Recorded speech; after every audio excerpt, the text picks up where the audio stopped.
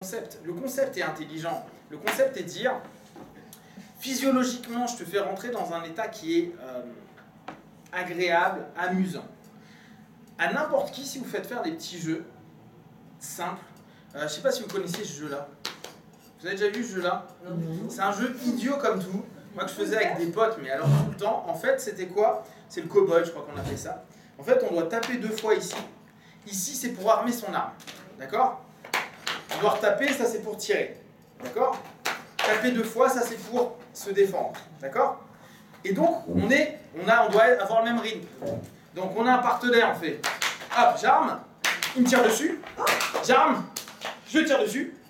Et ça, c'est super ludique. Parce qu'au bout d'un moment, toi, tu veux gagner, tu vas de plus en plus vite, tu vas comme ça. Et donc, tu commences à t'amuser parce que tu vois, en fait, c'est un truc tout bête. J'arme, je tire. Si j'ai plus de balles, il faut que je réarme. Mais l'autre peut me tirer desce. Donc, faut pas non plus que j'oublie de me protéger. Ça, c'est le truc le plus bête du monde. Dans ces jeux, ce qui est important et qui agit, c'est le fait de distraire l'esprit à quelque chose. Non, c'est de monter l'esprit. C'est de faire des mouvements croisés. Non, du tout, là, il n'y a pas du tout ça. Le jeu, c'est de... Si tu commences à faire ça pendant 2 minutes, je te donne les règles. Donc, tu fais ça, à chaque fois que tu veux armer, te défendre ou tirer, il faut impérativement que tu tapes 2 fois. D'accord? Tu peux cumuler les balles. Par exemple, tu peux faire ça. Toi, je peux faire... D'accord? Et on va de plus en plus vite. Sauf que là, je vais commencer à tirer dessus. Si tu fais pas ça, tu as perdu.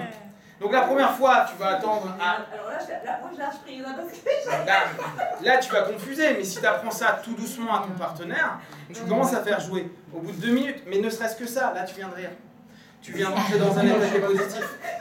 Donc on s'en fout. Je suis en train de changer ton état émotionnel, ton état psychique, et j'ouvre une physio de sourire, de bien-être, qui va élever ton état émotionnel.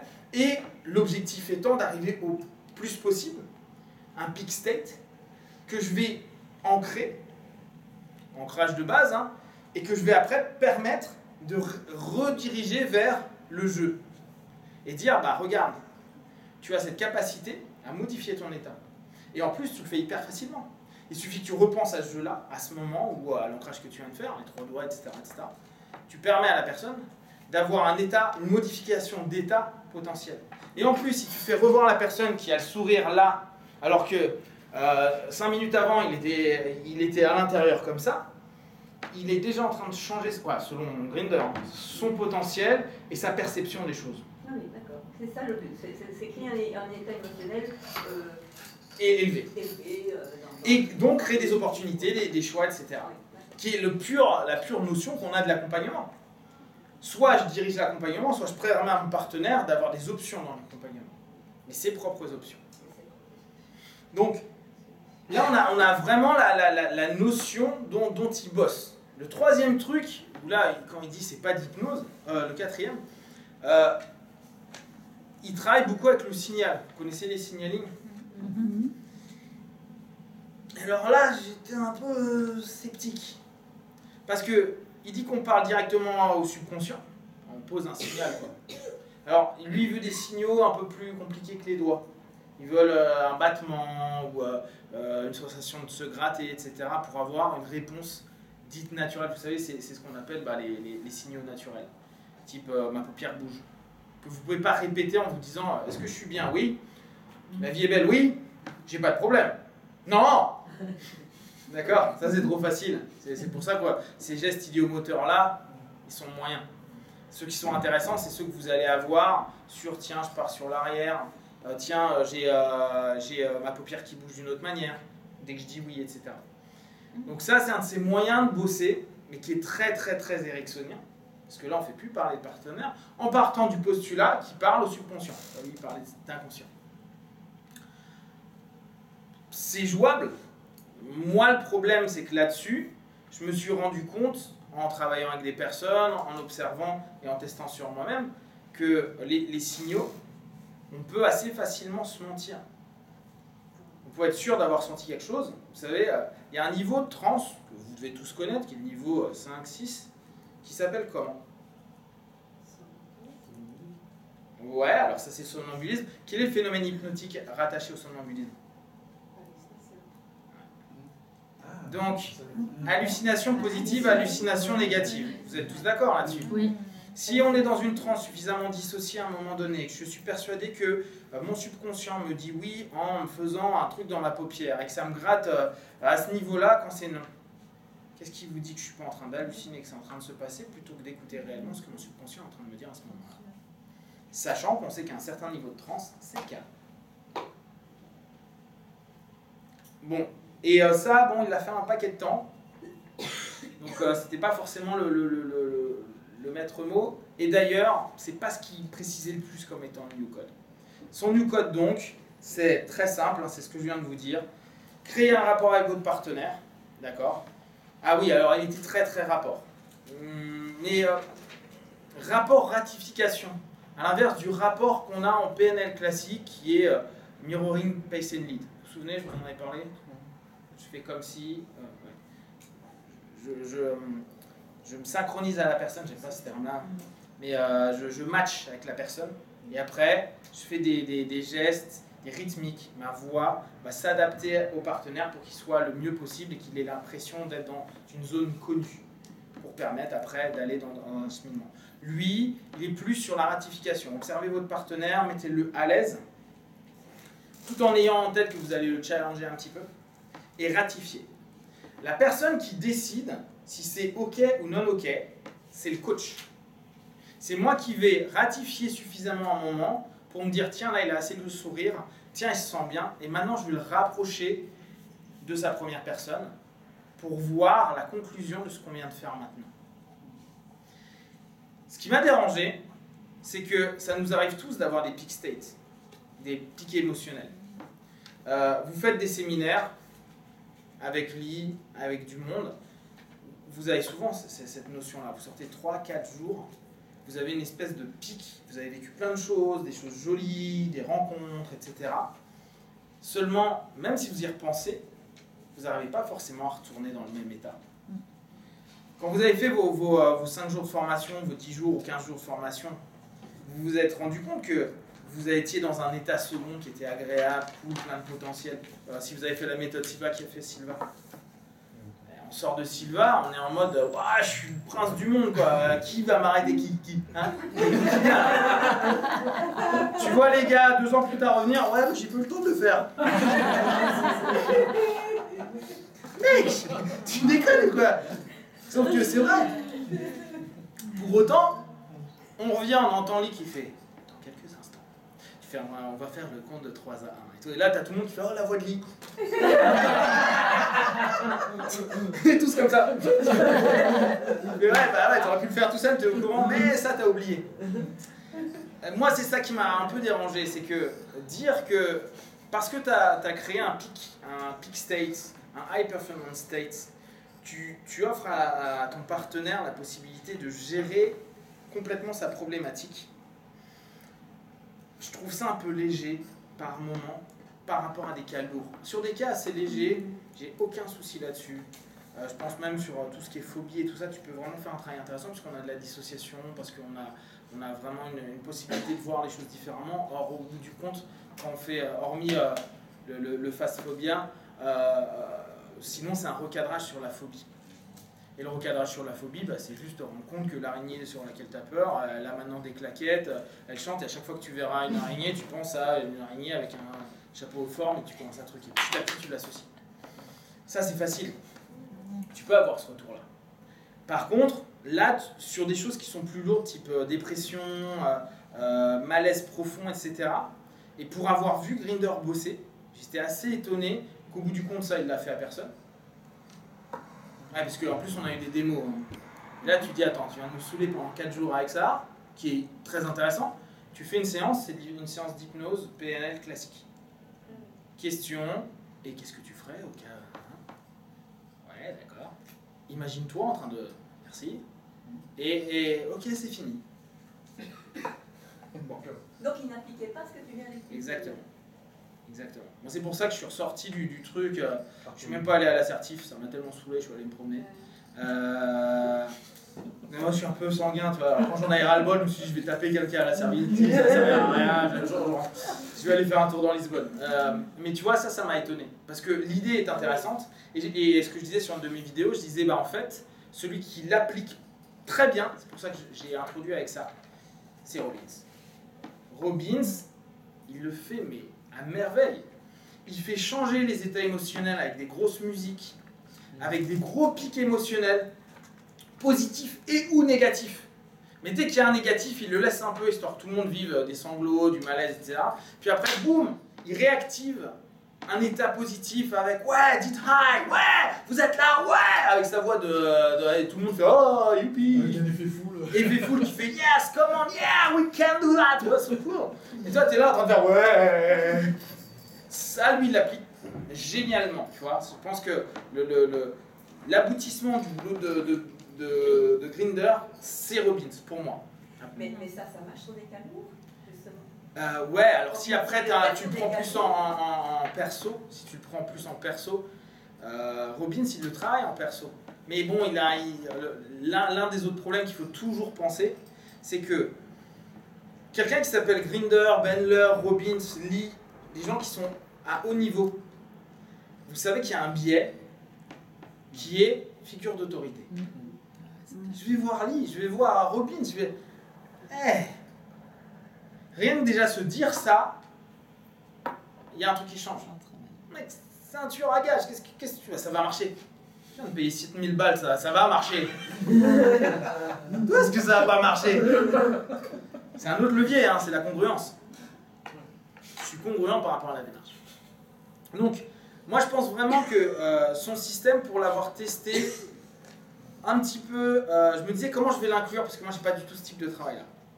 Donc en fait je l'ai inclus sur certaines personnes et certains éléments sur du coaching, notamment avec du sportif, etc., pour permettre de retrouver un high performance state, etc., et permettre d'enlever les anxiétés, les peurs.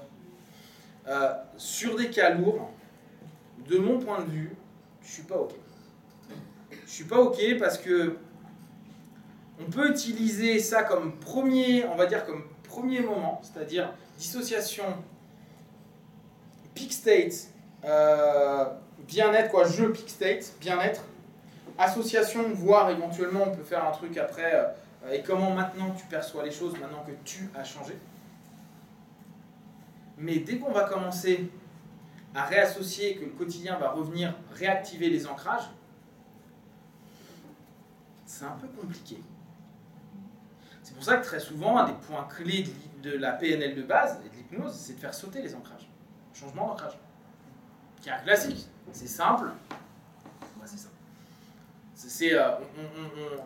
Le mot ancrage, il n'est même pas juste, c'est les triggers, c'est les déclencheurs qu'on est en train de faire sauter. Faire sauter les déclencheurs pour éviter que le déclencheur, quand on appuie dessus, quoi, que le bouton existe encore quand la vie va vouloir appuyer dessus. Ça, c'est un peu le truc. Et ce que moi, j'ai du mal, moi j'ai besoin de voir un prof qui est congruent. Donc un prof congruent, c'est quelqu'un qui t'enseigne des choses, et quand il met en pratique, bah, il met en pratique ce qu'il t'a enseigné, alors peut-être de manière différente, parce que tu as 50 ans d'expérience derrière, etc., que lui t'as appris, on va dire, la grammaire de base, et que lui, il te fait des poèmes. Ok, pas de souci. Le problème, c'est que tu parles de peak state, mais qu'il n'y en a pas. Et je ne sais pas si vous avez lu des bouquins de Bandler Grinder, on avait beaucoup, bon c'est surtout Bandler, mais le truc de... Les gars venaient à mon séminaire, et ce qui est génial, c'est que ils ressortaient, ils avaient une phobie, et par exemple de la hauteur. Ça on le voit à la convention NGH, tu le vois, des personnes qui font sauter des phobies, des choses, et les gens vont tester directement. Parce que si tu testes pas, tu peux te dire ça a marché, mais tu n'en es pas sûr. Là, on avait quelqu'un qui avait peur des hauteurs. On était au moins 3 d'un hôtel, il y avait 12 étages ou 7 étages. Tu peux déjà aller voir, ça marche. Tu avais quelqu'un qui avait peur de l'eau. On avait l'océan à 3 minutes à pied. Toi, tu sors de l'hôtel, tu y vas, tu plonges. Adieu. Ou pas. Mais en tout cas, tu peux directement voir. Et ça, il ne nous l'a pas fait, par exemple. Tu vois, et c'est là où moi j'ai trouvé qu'il y a eu des incongruences. Autant le système, il est pensé de manière intéressante. Il a même pas fait ça, même pour les phobies. Il a même pas fait, il a pas fait de fast phobia. Bon, ça, hein? Il aurait pu faire tout de suite, il a arrêté Ouais, alors bon, après, il a certainement ses raisons, mais tu vois, en tant que spectateur, c'est la notion incongruente qui m'avait dérangé. Maintenant, à tester, et je pense que c'est vraiment intéressant sur tout l'aspect quand vous allez faire du coaching aux gens. Pas de la thérapie, pas de l'accompagnement thérapeutique, parce que thérapie c'est un grand mot, mais accompagnement thérapeutique. Mais vraiment cette notion à dire, quelqu'un va pas très bien, n'est pas sûr d'elle, ou manque de côté positif. Tu vois, avec du, ouais, je vois tout en noir. Ok, qu'est-ce que cette personne voit? Elle pense qu'il va lui arriver avec des problèmes, etc. Ok. Et petit à petit, on commence à faire changer l'état. Si l'état change pour quelqu'un qui est négatif en positif, déjà vous avez gagné quasiment la session. Et les jeux permettent ça. L'idée intelligente, c'est ce jeu qui inclut tout le temps le corps. Je crois qu'il ne faut pas oublier le corps. Moi, dans l'hypnose, c'est vraiment quelque chose qui est, à mes yeux, hyper important. C'est qu'on puisse réintégrer le corps dans les sessions. Dans du mouvement, par du cri, par se lever, s'asseoir, par avancer, reculer, qu'importe. Le corps fait partie de la transe aussi. Et là, c'est un des plus vraiment du New Code. Qu'on a en score, en classic code, lui il appelle ça classic code, ou qu'on a, moi sur la timeline thérapie de base, tu vois, tu avances, tu recules, etc. Et donc voilà, ça c'était vraiment les points clés. Après, on passait du temps à étudier les jeux, tester les jeux, et voilà. Ça donnait globalement ça. Est-ce que vous avez des questions sur ça, ou sur autre chose de la PNL de façon plus générale? D'accord. On est tous impressionnés. Est-ce qu'il y a des gens ici qui ont fait un cours, n'importe lequel, avec Marino Sivi?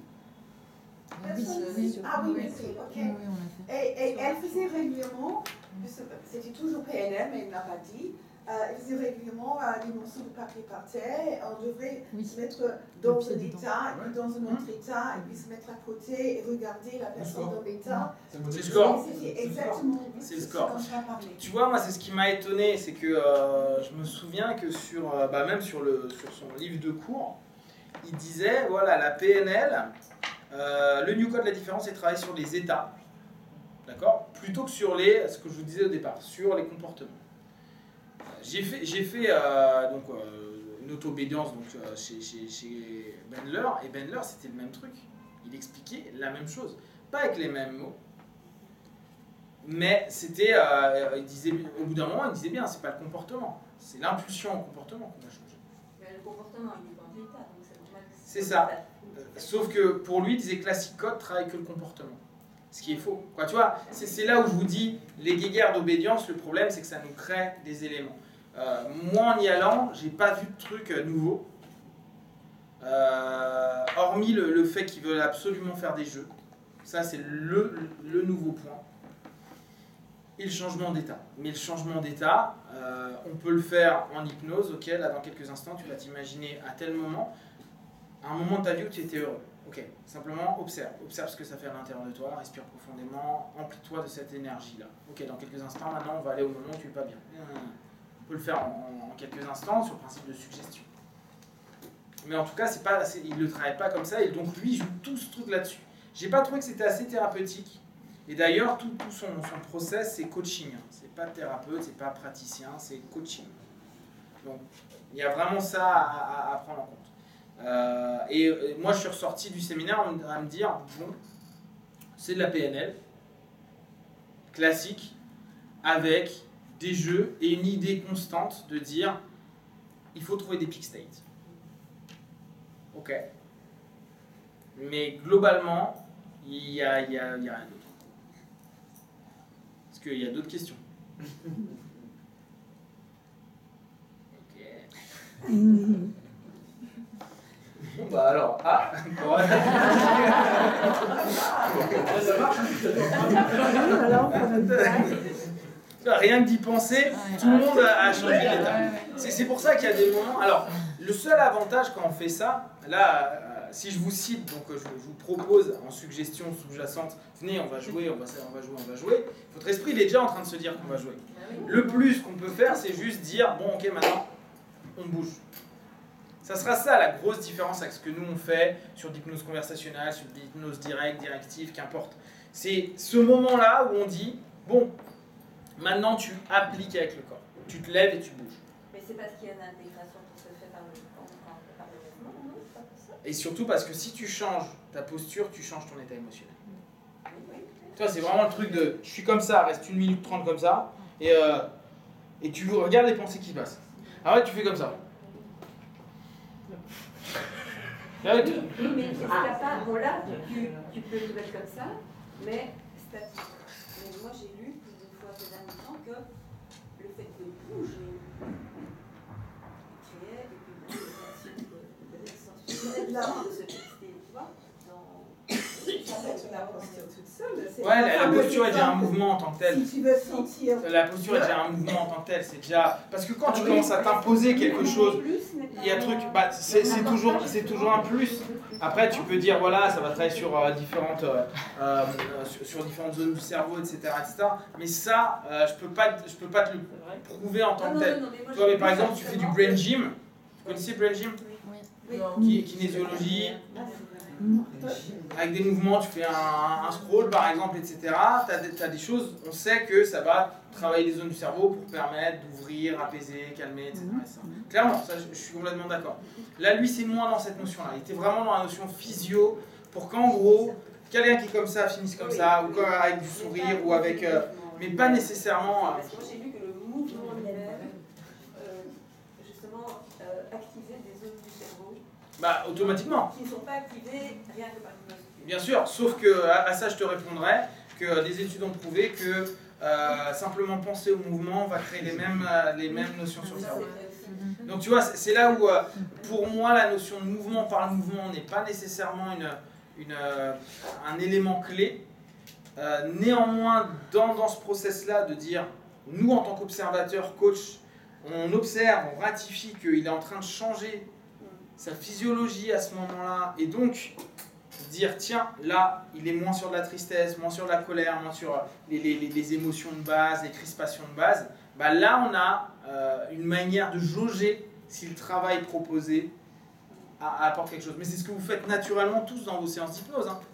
Quand si vous faites ok dans quelques instants, tu vas te retrouver dans une vie antérieure XY, tu vois la personne qui est comme ça, tu vas dire, je pense que c'est pas terrible, peux-tu me dire ce qui se passe? Tu vas vraiment faire, très bien, continue.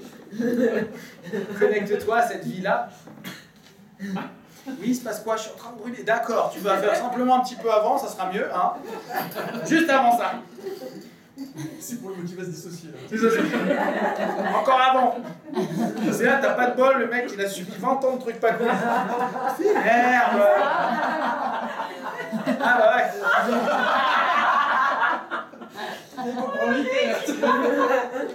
Dans ce cas-là, tu dis, et là t'arrives à un moment, t'es près de l'eau, t'es bien.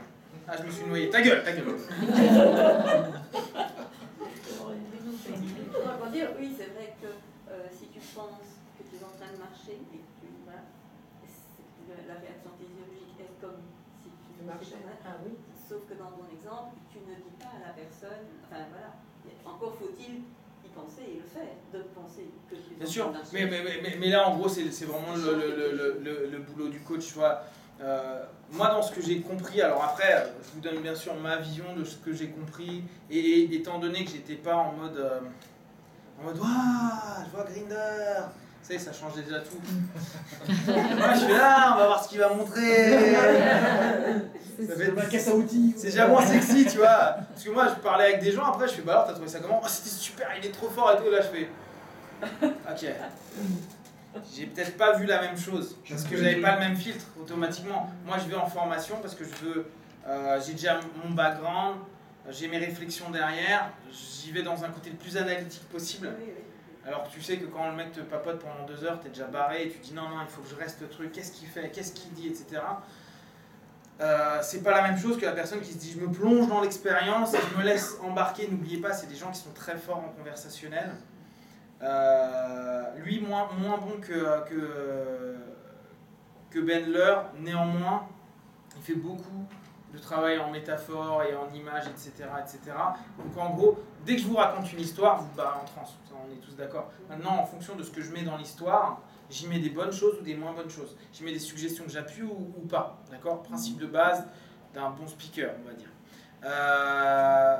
Le problème, c'est que si tu te laisses trop embarquer là-dedans, il y a des moments, souvenez-vous, en hypnose, on contourne le facteur critique. Facteur critique, facteur de jugement. On n'est plus apte à juger. Ce qui ne veut pas dire qu'on n'a plus la capacité d'analyser, mais notre analyse n'a plus une conclusion de jugement au moment où on dit bien, mal, pas cool, super, on ne sait plus. On fait c'était. Et si on t'a dit à la fin, ouais, c'était bien, hein, yeah, et tu vas dire, ouais, c'était bien. D'accord? Donc, j'ai aussi, moi, quand je vous propose ce que j'ai vu, observé et appris, c'est avec mon petit filtre à moi, et vous allez certainement rencontrer des gens qui vont dire Grinder, il est extraordinaire. Parce que. Il y a plein de gens, quelqu'un connu, il est extraordinaire, alors que c'est peut-être un nul. Bien sûr, le levier d'influence est hyper important. Plus tu es connu, plus tu peux être incompétent. Oui, voilà. Ça, c'est le principe de base. Ah, mais c'est vrai.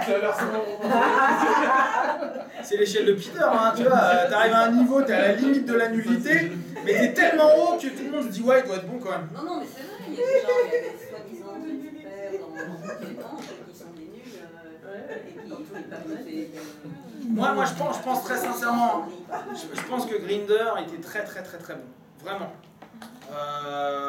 Tu le sens dans pas mal de choses. C'est juste, de mon point de vue, mais c'est un truc un peu général que je fais des formations, j'en fais souvent. C'est que parfois les gens ne pratiquent plus assez. Et tu sens qu'ils ne pratiquent plus assez. On l'avait avec Kane à la fin.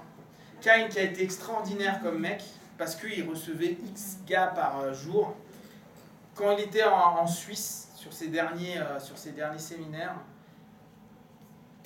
c'était plus le Kane qui recevait 10 gars par jour ou 20 gars par jour. C'était un mec qui parlait de son expérience, mais qui était déjà plus dedans. Et donc là, on avait à nouveau un rapport dissociatif. Et tu sens que on ne parle plus du même monde. Quand toi, tous les jours, tu es en train de gérer des partenaires, des problématiques et tout, d'un coup, ça va vite de dire non, mais ça, c'est bullshit, ça ne fonctionnera pas parce que. Ça peut parce que. Tout de suite, tu le remets dans ton monde. Le problème, c'est qu'au bout d'un moment, lui, je crois qu'il donne un séminaire par an. Tu vois, c'est le seul qui donne à ses Simbra. Ouais. Et donc, il fait son chiffre d'affaires annuel, tu vois. T'as 110 personnes, je sais plus combien on a payé, genre 3 ou 4 000 balles. Puis après, il y a des gars qui continuaient. Donc, imagine, il doit se faire quelques euros par-ci par-là, quoi. Ce qui lui permet de tenir un an. Mais why not, tu vois. Le seul truc, moi, j'ai aucun souci là-dessus. Le souci que j'ai, c'est tu sens qu'il y a un manque de pratique. Il y a des moments où tu rentres trop dans la théorie. Moi, je suis par exemple, un hyper pratique. Et souvent, je fais le parallèle au sport de combat. C'est très embêtant pour moi, des gens qui ont été champions, qui t'enseignent un truc, et tu sens qu'ils ont rendu un peu ésotérique ce qu'ils sont en train de t'expliquer. À l'époque, ils te faisaient gauche-droite, tu tombais, tu sentais que c'était... Mais là, ils commencent à dire, ouais, mais il suffit que tu fasses ça, t'as pas besoin... De quoi? C'est parce que tu combats plus. Quoi, tu vois, c'est parce que tu le fais plus tous les jours dans ton académie. Donc, cette espèce de... Il y a une dissonance qui se crée entre la vraie vie, le terrain, ce qu'on vit tous les jours en cabinet, et puis ce que tu comprends qu'il a compris. Et tu sais, tu comprends que... Ah ouais, il a pensé au truc, il a conceptualisé, qu'il donne des choses hyper intéressantes, mais il est à nouveau rentré trop dans la théorie. La théorie, c'est génial, mais il y a un moment, il faut qu'on arrive à le prouver régulièrement dans la pratique. Et je pense que Grinder était vraiment quelqu'un de brillant, mais que là, tu vois, la structure du séminaire, elle était incompréhensible. Il faisait en fait que des questions ouvertes. Posez-moi n'importe quelle question et j'y répondrai. Mais dès que tu commençais à poser des questions un peu touchy, il n'y répondait pas, il faisait un coq à l'âne, et après, ou sinon, je l'ai carrément vu humilier quelqu'un, tu vois. Il a recadré en mode PAH. Alors quand c'est Bendler, tu sais que c'est Bendler. Il va te vanner, il va te casser en 19, tu sais que c'est le jeu, mais parce que c'est son énergie, il a toujours été comme ça. Grinder, tu t'attends à un mec qui est beaucoup plus posé, etc., ce qui n'est pas toujours le cas. Après, hésite à poser une question. Non, alors après, ce qui était intéressant, c'était que les questions étaient jamais confrontantes. Oui, oui. C'était toujours des trucs un petit peu, ah, je comprends, mais est-ce que... hein, et dès que